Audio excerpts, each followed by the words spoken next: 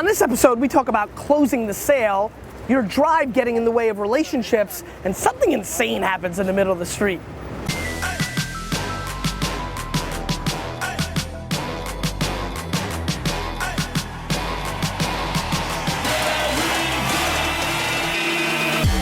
You ask questions, and I answer them.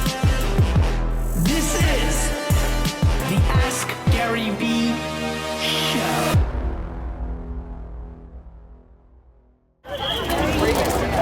Want to take a step back? This way I don't have to move, but you can. Get more of it. What's that? Move over. And What number is this? 142. 142? Hey everybody, this is Gary V, Nerdchuck, and this is episode 142 of the Ask Gary V Show. A little gloomy here in the city, but my heart is not gloomy as I've just landed from Indianapolis on a tremendous weekend. Went to an amazing wedding, flew into Indy on connecting flights, grinded, got there, and then the payoff came through as the New York Jets stunned the Indianapolis Colts. You know, Andrew Luck was 14-1 coming off of losses.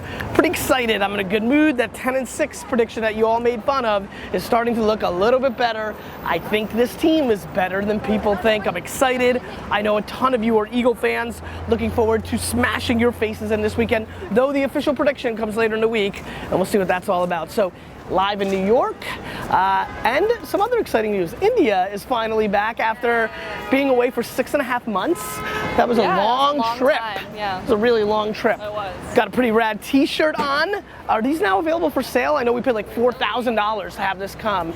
Or is it up by the, like now? It's up, all right. So Stefan, link that up, link it in Facebook and YouTube, and also play this little clip that happened yesterday after the Jets game. Shut up! Let's go, Ed! One more time. J-E-T-S, Jets, Jets, Jets! All right, India. We're a little rusty doing this. Let's get into the show. Jordan asks, I've been hustling since the age of 14. I now work 12, maybe 15 hours a day. I love what I do, but sometimes I fear my drive works against me, particularly when it comes to getting in the way of relationships with friends.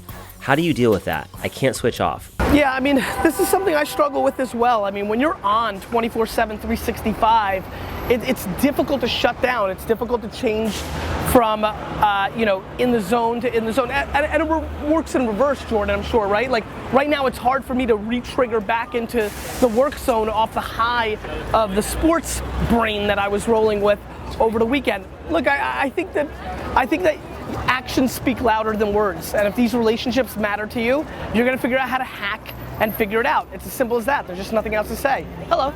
And so, you've got to put in the work. You've got to learn how to shut down. I mean, sometimes it takes an hour, 2 hours, 3 hours, 4 hours. Maybe some sort of routine. Working out has been a good transition period for me. That's worked for me in the past or in the recent times. Something that lets you transition. Or what I tend to do, hey, little man, no worries. I think that another thing that I did that was kind of strategic was I rated and ranked my relationships, and then when I was segueing into off of work mode into a weekend or the holidays, I would actually schedule meetings according to what I thought of them. So like my mom would be later than maybe a solid friend, because then I'd feel like I was in the rhythm of that zone. So I think you've got to hack and make it work for you, but your actions are louder than your words, meaning you can't have the excuse of my brain is always on. It means that you've chosen your business, your entrepreneurship, and your ambition over those relationships, which, by the way, and this is not super popular, I find that to be okay. I don't think it's noble. I don't think it's nice. It's just a reality. And there's a lot of people that do it. Especially as you look higher and higher up the pyramid, you look at the Oprahs and the Michael Jordans. These are the choices that people make, and so I think you got to make yours. And I think that you need to live your life and not take the judgment of all these people. However, just accomplishing your goals, the monies, the sports teams, the whatever they are, to have that by yourself and not to share that with the people you love the most, I think is a fairly lonely place, and you need to keep that into serious consideration. Sahil asks, why did you stop forcing people to ask questions from Instagram? This is a great question, Sahil. I actually picked this out and sent it to the team. Because I felt that I finally had picked up my rhythm and momentum on Instagram. If you look back at the point when I was really pushing that narrative as a function of this show, I was hovering in the 30, 40, 50,000 follower range. Not that following matters, but don't forget on Instagram matters a little bit more because I feel the attention graph is there and everybody's seeing everything. So I'd rather have 100,000 there than maybe a million person email list or a million Twitter followers. So I was believing in Instagram. I knew I needed to build it up, and really I created a function on this show to create more awareness, more behavior, more interaction between me and you and Instagram, and you and your friends on Instagram finding out about me on Instagram. So it was very tactical, very strategic. I stopped asking because I feel as though I've gotten to a place where I've got a better cadence of momentum. There's ads now. I don't want to create unlimited friction with you and myself. So like, I want you to be able to ask questions the way you want to ask them. So it was a strategy in a moment of time for 3 to 4 months. I executed what I needed out of it, and I move on to the next strategy. And the reason I picked this question is I want to make it very evergreen to everybody and make them understand that strategies have life cycles. What worked for you 3-4 years ago, or 3-4 months ago, or 3-4 days ago can be debated and switched. And I think way too many people find something that works for them and they milk it until there's nothing left in the cow. Charles asks, what service do you use to make these amazing images? Charles, that's a very, very good question. This one's super easy. This speaks to something I believe, which is scaling the unscalable. Every time people ask me about image quotes, this one, and this one, you got some work today, Stefan, and this one, people always tweet and they're like, what app do you use? What do you do? Nope, just use the great Andrew and Zach design team, mainly Andrew now, who also designed this amazing t-shirt. Buy it now! And so, you know, really what I'm doing there is just scaling the unscalable. You know, there is no app. Everybody thinks everything's got to be so scalable. No, this is done by hand. I have a design person. Obviously, look, and it's interesting, I have debated turning it into an app and opening it up to everybody, but for now it's just done by hand. There's a lot of texting. I'll actually do I have my phone yet? There's a lot of texting that goes on between me and Andrew where I just get a thought, and you know, just get ready, D-Rock. I don't know if are you gonna want to have my phone? No, I'm not gonna give it to you, so because you're not gonna be there, so you can't do it like you'd like to normally edit. But let's just find Andrew.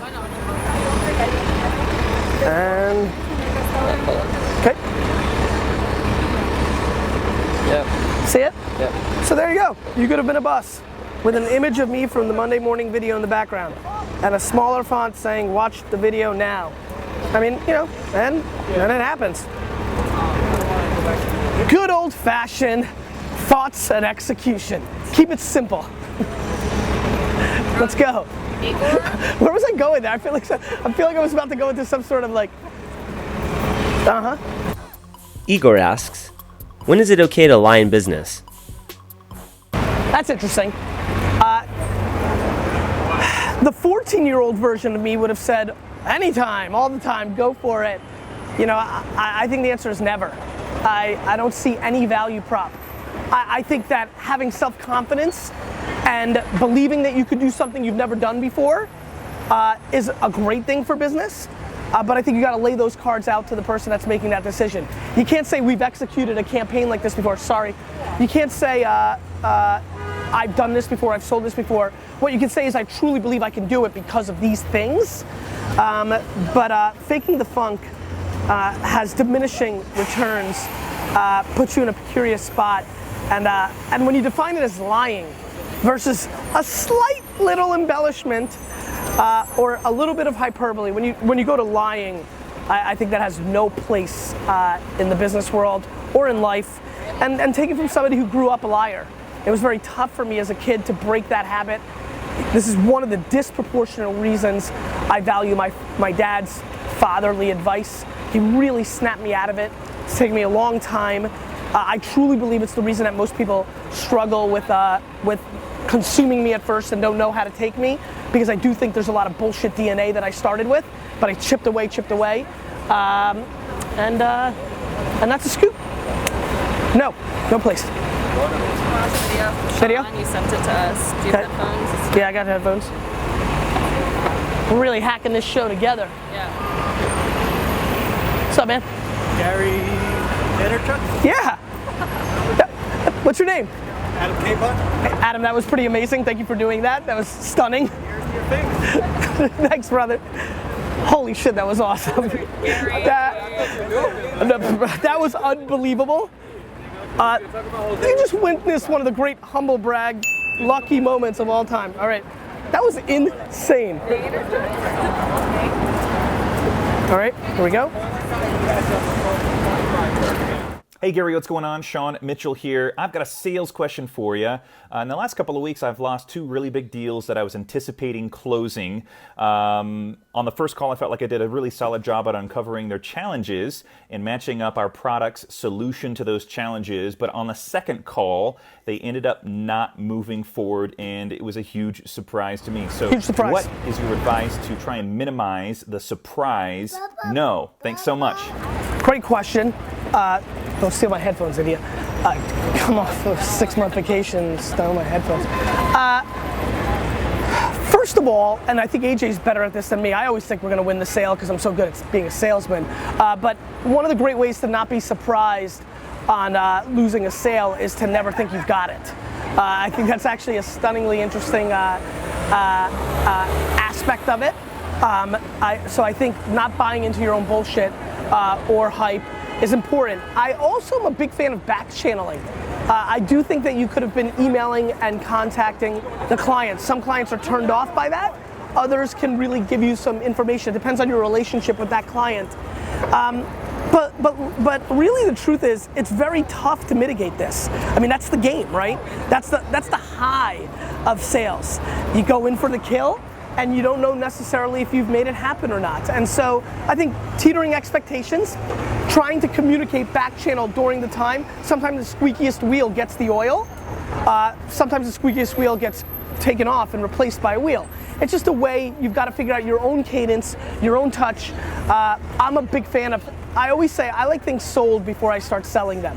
So if you're going in for pitches, you know, a lot of times I like having relationships, putting out content before those things.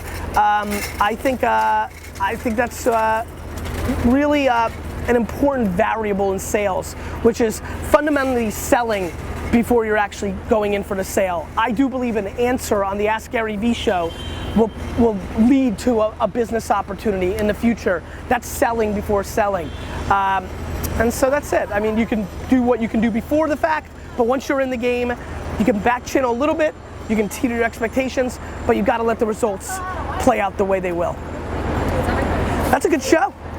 I think people really like when I'm in New York City. I think I'm gonna start grabbing people too, just randomly. I interacted, I don't know if you noticed a little bit more, including what I know so many of you thought was a planted person. I just hope they believe, that was unbelievable. Statement of the day. Just tell me about what you think about this show. Tell me about what you think about this setting. I'm thinking about getting outside a little bit more, especially with the winter. You know, I get what, T-Rock? What was that face? You can talk. It gets cold, then the camera and... You're soft, T-Rock.